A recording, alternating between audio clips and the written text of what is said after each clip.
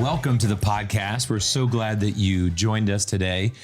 We have something different, something wonderful. But if you're watching us on YouTube or in the video form right now, you know something different is going on. And that difference is Katie Gamboa. Dun, dun, dun, dun. we should put a little music in. We have something different, something wonderful. It is Katie. Here I am. But really not that different. We've listener questions before, yes. Which is so wonderful. And we love responding. So this, the heart of this ministry is about making moms and dads' lives a little bit easier, absolutely, a little bit more straightforward, yes, and to offer real encouragement. And as you listen to today's podcast, we would really value you taking time to share this with a friend who you think this might be responding to something that they're dealing with, right? We're going to go through a bunch of questions, and I bet you know somebody who's like, they would really be encouraged, or they would really respond to it. Or you might be like, hey, Mike and Alicia, I think you can add something on this, respond to us. If you are interested in just one particular question, we are going to have these questions clipped up, just one question at a time on our YouTube channel. So that would be an easy share for people in whenever we get that up. And if you haven't watched anything on YouTube yet, you should come over and just check it out. Yes, absolutely. So those short videos, those short 3 to 4 minute answers to all of these questions, I think are going to be really valuable. We'll see if we get it to 3 or more minutes. Yeah. We like to talk. That's true. That's true. We don't have any problem filling up. Maybe 4 or 5. Every time we do a podcast where we're like, we're not really prepared. It'll just be like a 30-minute podcast. It never happens. We cannot do a short podcast. All right. So let's dive right into our first question. Katie, take us away. So this is a great question. This is from a friend of mine. And I love this question because I think there's a friend group everywhere with small children that has a child like this. A mom group. Or maybe a couples group. Families getting together. Okay. Yeah. So this is when what do you do when there's another parent's child? Just kind of like, maybe, they're pushing the limits. They're going around like running, maybe you're hurting your children or like a little one. Like a little, I think. Little kid who's going around who's biting, pushing. Right.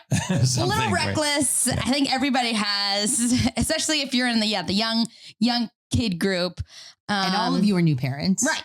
And so not everybody knows what to do. And either the parent's unaware or they, don't seem to respond. They don't seem to respond or they don't see it. Like, what do you do? Because you don't want to discipline them, but you do, but you want to protect your child. And then my friend is like, well, we feel like we don't want to have them over, which is so sad because they love the parents. And it's like, the parents aren't the problem necessarily. Yes. Yeah. So what do you do?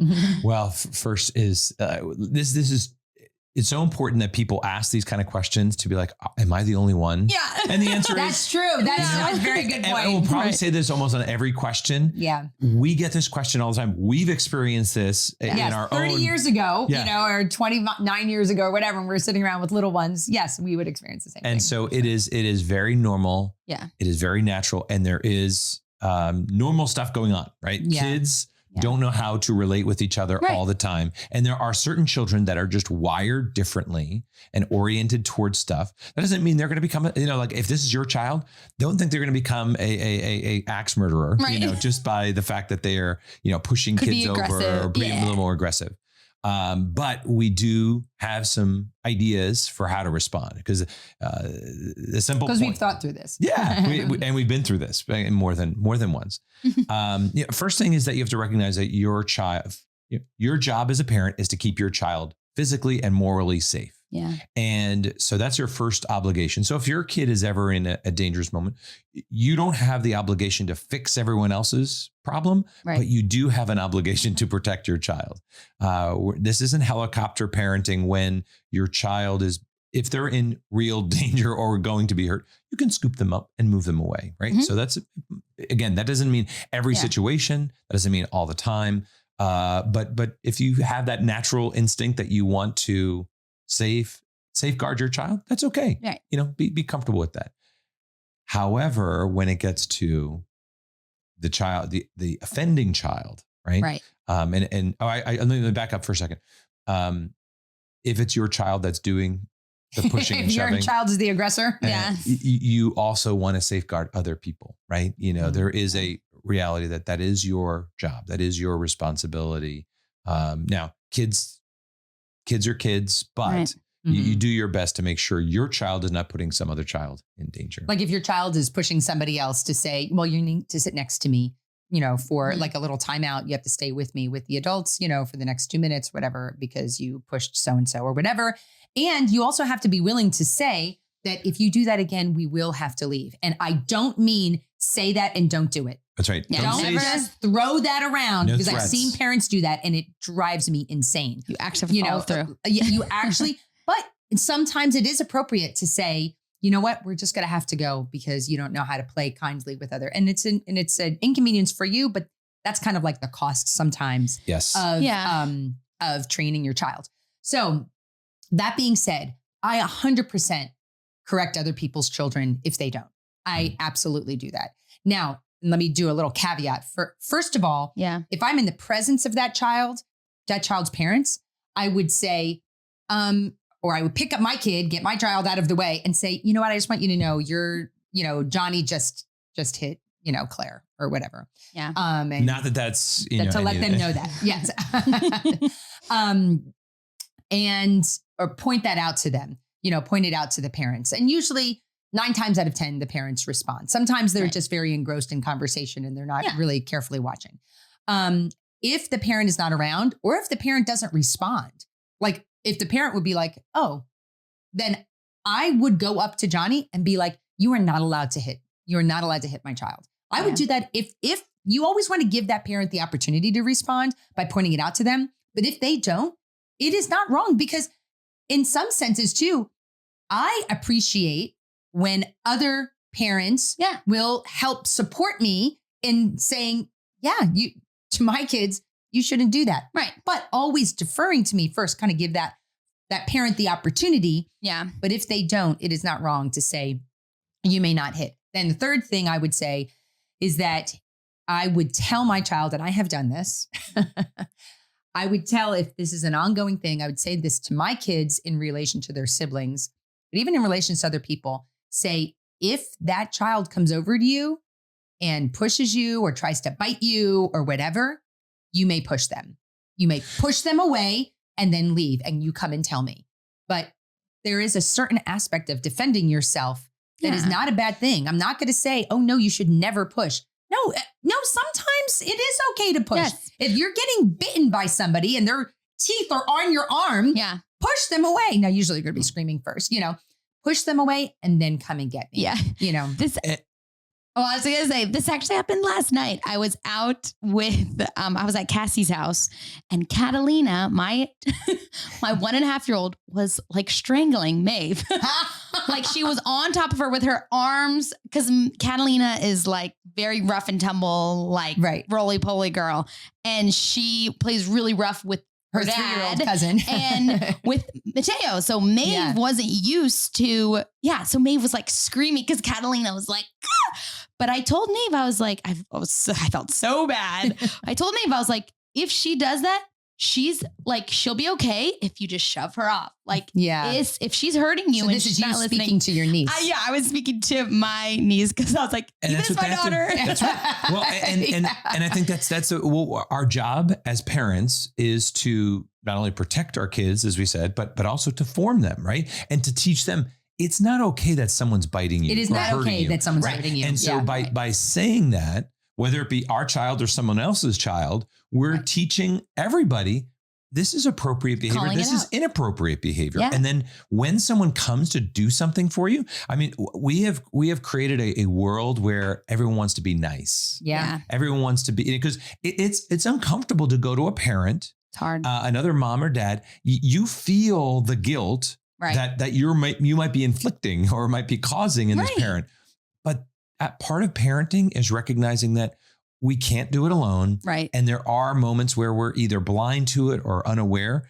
And it is hard to receive that comment. Like if another parent comes up to you and says, hey, your kid's pushing my kid. Now, you don't want to be a jerk about it. You don't want to, it's like, hey, and you want to make them feel like, We've all been there. No big deal. Right. Hey, I wanted you to know your child was about to bite mine. I took him away. No big deal. But I want you to be aware. Right. Right. Absolutely. And say, I'm with you. I've been there. Right. Or whatever. It's just something to diffuse that. I want you to know that this is what I said to your child. Yeah. Because I feel like with children, especially, and there needs to be complete transparency. The parent with any interaction you have with someone's child, you tell the parent, I just want you to know, I took my child away and this is what I said to your kid. And I want you to know, I told my child to push your child if they tried to bite them, you know? Right. And actually I was on a playground once and another mother said to me, I'm sorry, my son is really rough. And I'm going to apologize now if he pushes your daughter. Right. And I said, oh, don't worry. If he pushes my daughter will just bite him. Oh, hello. Speaking of children, this is my granddaughter. Maeve, can you say hi? Hi. Yeah. You're on the air. Yeah. You got on the we podcast. were just talking about you. And Maeve, if somebody pushed you, what would you do? What would you do, honey? If somebody tried to strangle or What did I tell you yesterday when Catalina was trying to hurt you? You just push her off, right? Yeah. Teaching her defensiveness. Holding my neck when we were eating dinner. Take money and then she was holding your neck, yeah. Yeah, and I tried it. That I would be a weapon. I'm holding neck and when mommy and Katie. You told mommy and Katie. Yep. Good job. Okay, we're gonna go upstairs now and go back to Claire. Okay, say bye-bye. Bye-bye. Go back upstairs to Claire now, sweetie. Go close the door. Close that door, okay? You guys continue. No, but this is a perfect example, right? We didn't ask for that prop, but she came right in on cue. This is the Messy Family Project. It's part of our branding. If you're wondering, we don't edit. We don't edit our podcast. We're just rolling with it. Really real. And but really that is a challenge. Yeah, it's hard. Everybody deals with it though, and we've got to get over ourselves and make sure that I locked the door, everyone. The door's locked. So we might have her knocking on the door next time. It's okay. Okay, next question. Yeah. This is good. Love it. Love it.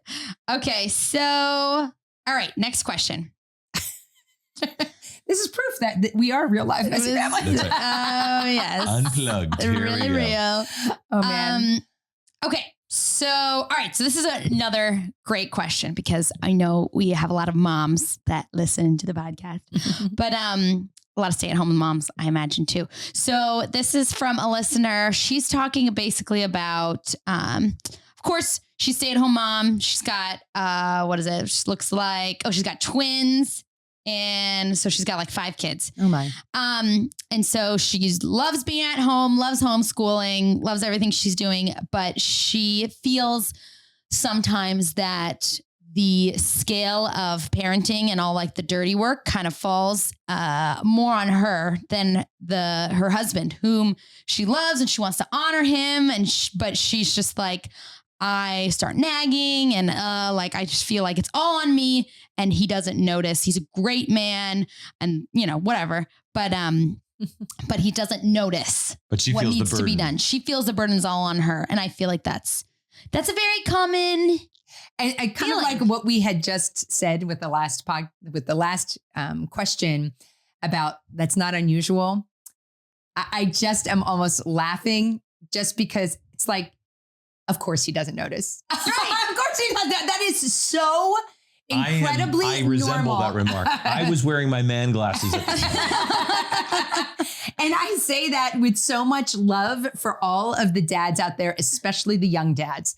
And as a matter of fact, I would say to her, when we interviewed Peter and Debbie Herbeck, they talked about this exact issue of not seeing what needs to be done and not seeing even what your wife needs and all of that. Yeah. And I just want to say, first of all, that it is a very man thing to be, Mike says he's an unitasker.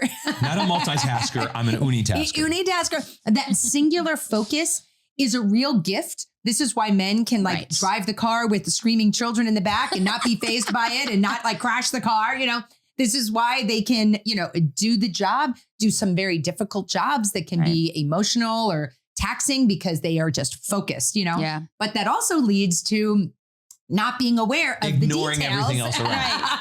Not being aware of the little details and the little things that have to get done. And so just to kind of recognize that this is not a moral issue. This is not a good, bad thing. Right. It's just simply the way men are wired. And to, first of all, come at it with the attitude of, this is the way my husband is wired. He's not doing this because he doesn't love me. He's not doing this because he thinks I'm the slave. He just doesn't realize. And the goal of marriage and the goal of our vocation as a path to holiness is to learn how to serve our spouses. So you need to teach your husband. You need to teach him, just like he needs to teach you. Yeah.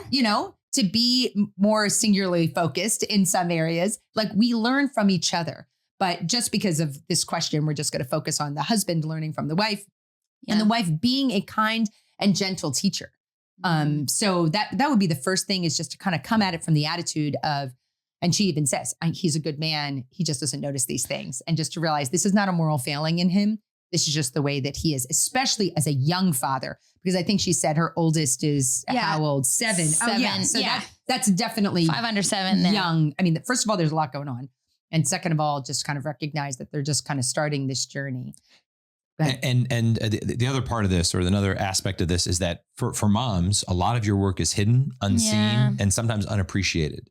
And so and you can only white knuckle it for so long, meaning you entered into motherhood and marriage, all of us really not having a full idea of what we're getting ourselves into. We signed a blank check and we didn't know what we fully signed up for. We had maybe an idea, but it's like when you're actually in the throes of twins. I mean, twins is serious. That's a lot, right? 5 kids, that's a lot, right? Yeah. And a lot of your work is unseen. And so 2 parts of this. One, you need to be seen.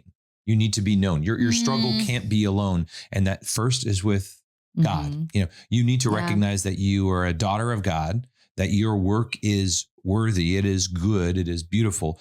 And it is so important. But then the second aspect is that you need to reveal your heart to your husband, and feeling like you are laboring alone in the vineyard, like without nagging, without you demanding what he does, without controlling him, without having all of this manipulation around it, but you sharing your heart, so that the two of you can become more united. Because as you were, kind of complimenting what you already just said, but that we are growing together and we're going to teach each other. But it's also about heart to heart. Are we really sharing each other's heart without saying, I'm going to fix that problem immediately, or I'm going to change everything. But that when you, as a wife, reveal your needs, your weakness, because oftentimes a lot of women, I'll just say one particular woman that I'm married to, is very strong and sometimes can come off like she doesn't need help, but she does. And when you are able to say, I need you. There is nothing more attractive to a man than a woman who needs him. And for him to say, I want to help you. I want to protect you.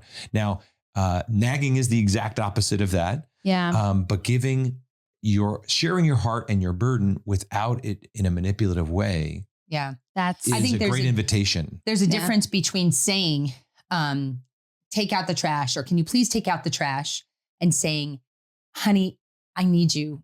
I need you to take out the trash. And maybe having a bigger conversation, right? Yes. Like, this is where I'm at. But sometimes it's really just a changing in the way that you ask, in not saying, like, I would ask my teenage son to take out the trash, but saying, I need you to take out the trash, or I need help in taking out the trash. Can you help me?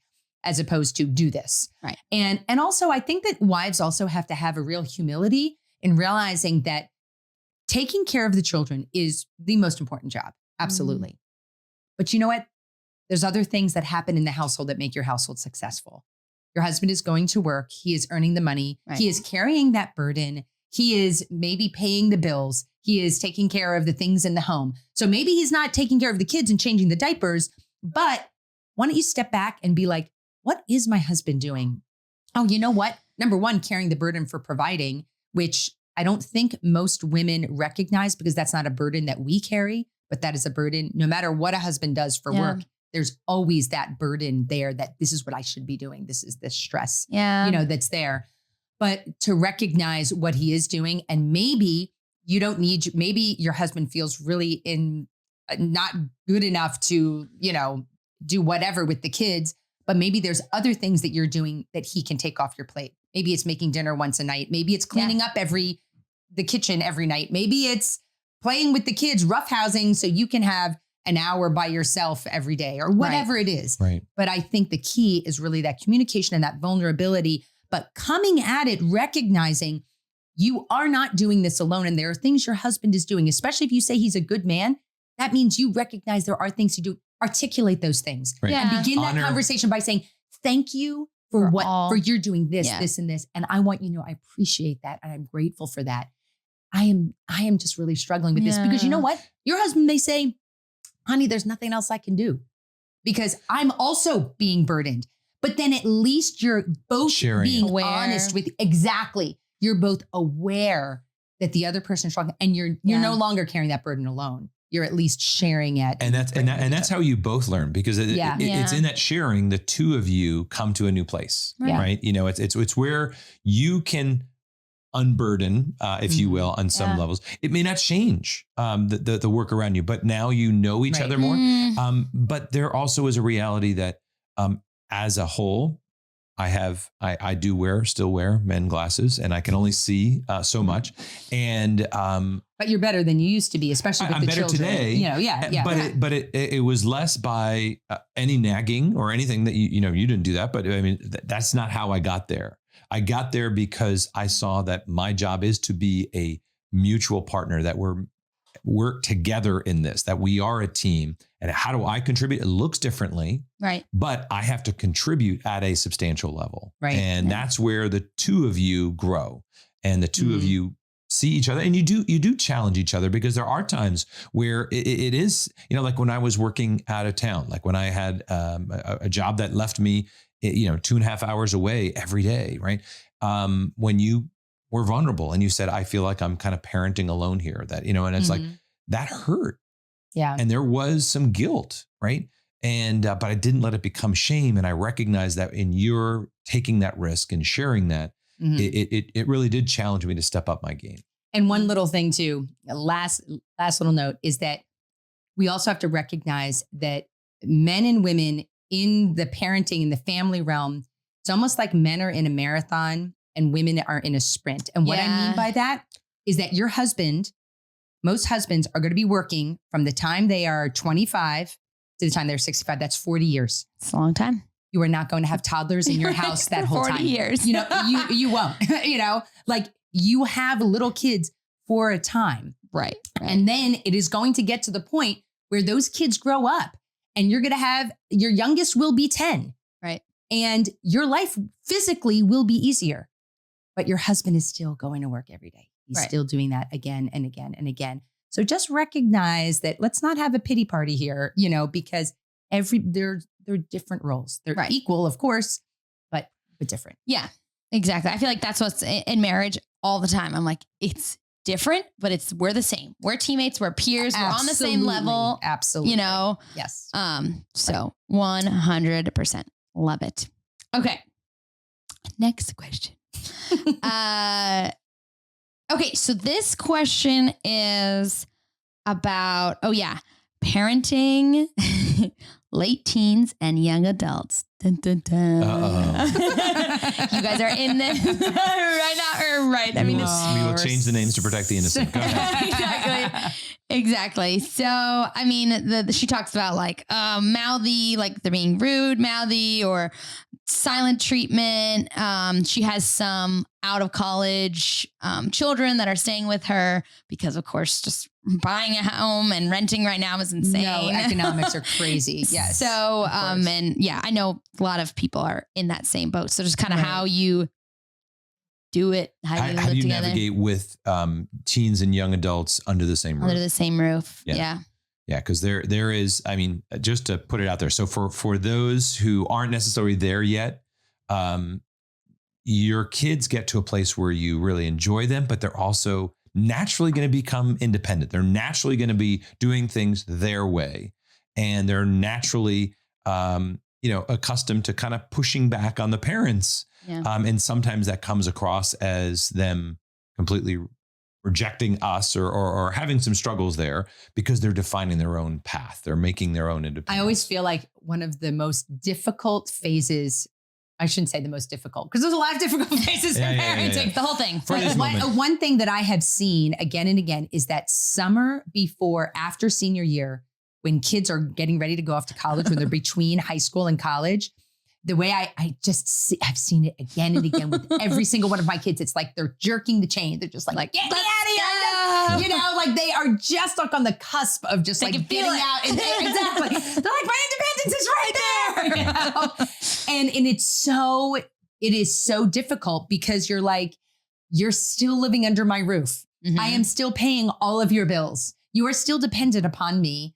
But yet they want that independence so badly. And it's a difficult time for them. And I think that that's the first thing to recognize is that for those kids who are going through from like 18 to 24, that's another phase. I mean, Maria Montessori talks about that's another plane of development is that adult in the world. That is, they are still developing. I mean, the human brain is not fully formed until like 25, 26. For men, it might be later. Yes. But just to recognize that that's a very real stage of development. Yeah. And so from like 18 to 21, then 21 to 24. And to have that, first of all, to approach your child with love and recognizing that they are still learning. They are still learning. But the difference is that the lessons that you have taught them, your platform to teach them is pretty much done. Right. And what I mean not by gone, that, but it's almost gone. Well, what I mean by that is that if they are not looking for your advice, it is pointless for you to give it. True. It really is. Yeah. Because if they want your advice, they need to ask. Now, if you're talking about a 15-year-old or a 12-year-old, you need to be teaching them. You're actively teaching them all the time. You're sitting them down and saying, look, you're doing this, blah, blah, blah. You don't do that with a 19-year-old. And if you do that, all that's going to happen is you are going to damage your relationship with them. Right. I guarantee it. Yeah. Please believe me on this, parents, please. It's so hard. It is so hard to just keep your mouth shut. Yeah. I mean, it really, and I remember older parents telling me that before I had adult children, and it's very true. Because what we have here is you go early teens, right? The 13 to 16-year-old, you've got very different parameters.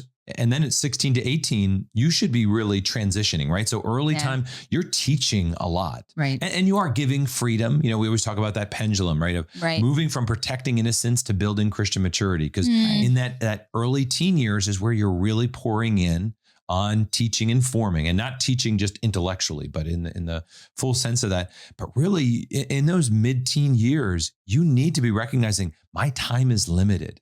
They are still under my roof. They still are under my jurisdiction. I mean, in a way they always are, but in a real way, that's changing. So I have to look and say, okay, I've got, when they're 18, when they're out of the house, in theory at least, right? Yeah.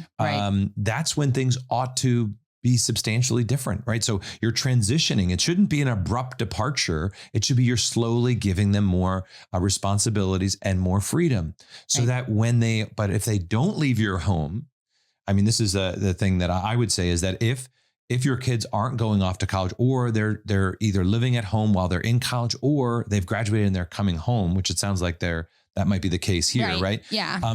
You have rules of the home, but they're no longer your teenager who is under your curfew policy. That's not applicable. That's done. The boundaries that you set up for your early teenagers versus 18 and over, I'm going to say they're your young adults, right? Yeah, definitely. And those young adults, whether they're done with college, they really need to have a substantial amount of freedom. They're not completely renters in your home. Right. They need to contribute, but also think of it that way. When they get to the young adult phase, it's almost as if they're renters in your home. You invite them into your family culture. Right. You invite them into certain things, but you also recognize I want you to do things with your family or with your friends, with your life, with the things outside your home. And if we have expectations that the 24-year-old is going to follow the same rules that a 15-year-old, then we need to make an abrupt change to that. Right. And you should even sit them down and say, hey, I want to have clear expectations. Just as if you were renting a room to someone. That's right. Just pretend your child, what if they weren't your child and they were somebody who was renting a room? Or say your child has roommates. Right. Guess what, guys? When you have roommates, you can't do whatever you want and talk however you want. You're going to tick off your roommates and they're going to kick you out. We all know people have had horrible roommate experiences. What you're doing, you want to be helping your children to realize, look, I'm not saying this because you're my child. I'm saying this because we are living in community. Yeah. You're an adult. I'm treating you like an adult. If you weren't my child, I would have the same conversation. Right. You may not live here without paying rent. If you're in school, that's one thing. Right. But if you are working, 100% your child should be paying rent. Right. And whether you contributing to the household. Contributing to the household, yes. Yeah. Whether it's through making a meal once a week, cleaning up after themselves. And I would even call them chores. I would just say contributing to the household, because chores smacks of like childhood. Yeah. You know, so you don't want to say that. But I mean, I lived with young adults when I was in college where there was like a chart.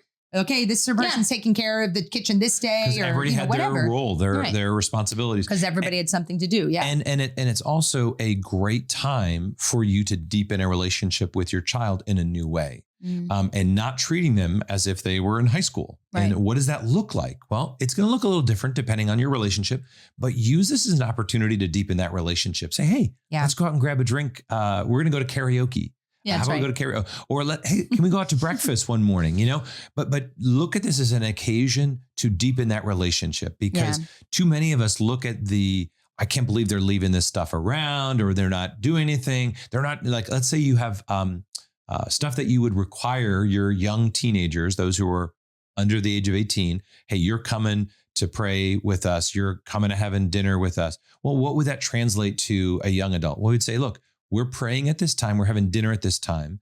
It is rude to not tell us if you're coming to dinner. That's right. By this time. Right. And saying, because that's just common courtesy. Yeah. And then even inviting them and say, hey, if you're doing prayer, I really would love you to show up sometimes for our family prayer, because it will be such a great witness to your brothers and sisters. Yeah. But I know you've got other demands, and I trust you because I love you, and I expect you to do what you think is best, but I want to invite you in and know that you're always welcome. And hey, once a week, I'd like to have us all together. Wouldn't that be great if we had a game night where we're all playing Sunday together or whatever, Sunday dinner, and you define some certain parameters so that they can say they're given a ton of freedom. They're given a lot of autonomy. But there is some invitation and then some clear expectations. Because when the biggest problem with when we talk to other families with young adults who are living in their home is that they don't set up clear expectations. That's right. And parents feel used and taken advantage of without gratitude or appreciation. Because the young kids are like, well, I'm still just doing what you're just my mom and dad. So I'm just going to stay here, eat your food, and leave a mess and walk away as if I was a teenager. Well, no, you're not a teenager anymore. You're actually now a young adult, and there's responsibilities that come with us. If you want to stay with us, we're open to that. Right. However, here are the parameters. We're not going to treat you like a child, but we expect you to act like an adult then. Right. And that's it's then treating them like, okay, I want to treat you at a higher level. And again, just for those with young kids looking forward, these are the kind of things that you want to make sure you're building in early and Absolutely, have this bigger vision. We always talk about this, having a vision of where you want yourself and for your children to be in 10 years, 20 years from now. What kind of responsibility? And you do it small, little bits invested over time, yield a great result, right? So that teaching that responsibility early on, where we have our kids start in early, in their teen years, paying for their own clothes. Right. And it's a simple thing. Then they're doing their own laundry, right? There are certain things that we incorporate early on so that when we get to this beautiful flowering of our relationship, one, we have a good relationship with them. Yeah. So hopefully we can have a frank conversation like, hey, this isn't working out for us. And I don't want to kick you out, but here's the deal. I want these clear expectations so that you're happy. You have freedom. I'm not controlling you. But if you're not contributing to this family, then why are you here? And actually, I really think it's important for parents to hear. It is perfectly acceptable if you have a child who is still acting like they're 15 and they are 23 living in your house, for you to say, this isn't working out. Yeah. And it's not loving you for you to stay here. And more parents need to start kicking their kids out of their basement and just being like, I'm sorry, we are a safe place for you to land 100%. But if there is no give and take here, I'm not going to lay here and be a doormat for you. Because you know why? It's out of my own self-respect and our own family, but also it's not good for them. Yeah. It's not good for them. And they have to know that it is not a given that you will live here forever. Right. And they say that their children can't afford it. Guess what, mom and dad? It's not your problem. Yeah. Right. It's not your problem. But how would you have a child with a college degree who is perfectly capable of working where your child lives? Right. Like I said, if you're open to them living with you and you want to be that safe place, praise God. Yeah. But it's not your problem. It's their problem. Right. And that's what it means to be an adult. When we've had other family members live with us, a young adult children, we've just set very clear boundaries like, hey, this is the rent you will pay. Hey, if you can't afford this, we get that. This is not about money for us. Right. This is about you contributing to the household. And the sooner you set and your own self-respect. and the sooner you set those expectations, the easier it is to have that conversation. Right. And at the end of the day, it is about them. It's not good for them that they are mooching, that they are freeloading, and that builds up resentment. Yeah, it's kind of like the obedience thing with little kids, especially boys, especially young men, and they need that. They need that challenge. But like when their kids are young, it's not good for your child that you are completely permissive and allowing them to do whatever they want. Well, that creates passivity later in their life, and that might bear fruit as a young adult. We don't want that, right? And it's not good as a parent looking down at their young adult child to say, I'm just going to let you do whatever.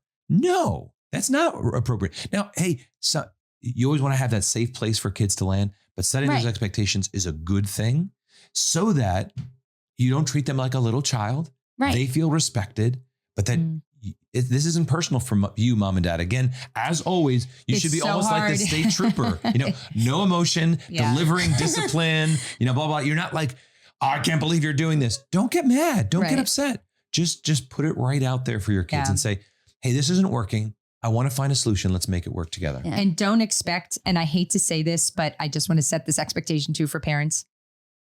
This is going to sound harsh, but don't expect them to be grateful. Just don't. And be okay with that. You need to freely give. That's what unconditional love looks like to a young adult. That's that if you're expecting gratefulness from your children, I hate to say it, but they will be grateful when they are parents with adult children in their home. Then they will look back and say, wow, thank you so much. But until they have reached that, don't expect that gratefulness, but freely give. Just freely give. And that's the way we should approach everything in parenting, right? It's about us giving away, us doing it, not just because we have to, it's because we get joy in seeing our kids flourish. Remember, we always have to have that long game in mind. They might see what's only right in front of them. We have to have that long game. Yeah. The bigger picture. Yeah.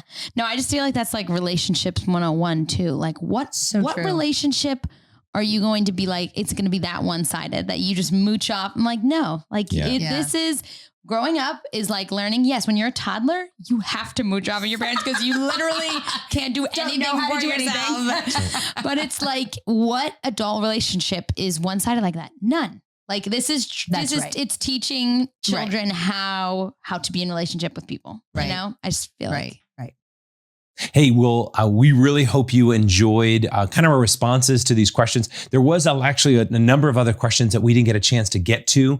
And if you stay tuned, we'll get to your questions as well. We love when people send those questions in, and we hope we find it helpful for you because we at the Messy Family Project we're on a mission to empower moms and dads to embrace their sacred calling.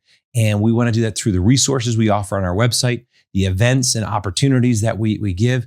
And we'd love for you to join us. And whether it be the Moms and Dads course that we're offering in September, whether it be the live family board meeting in October, or whether it be joining us on the Good News Cruise in January, or our getaway with Chris and Natalie Stefanik in Punta Cana, Dominican Republic, that we're doing in February. There's a lot there. Come visit us on messyfamilyproject.org. We'd love to continue to walk with you and journey with you please like and share this episode if it has been a blessing to you in any way. And until next time, may the Lord bless you and keep you.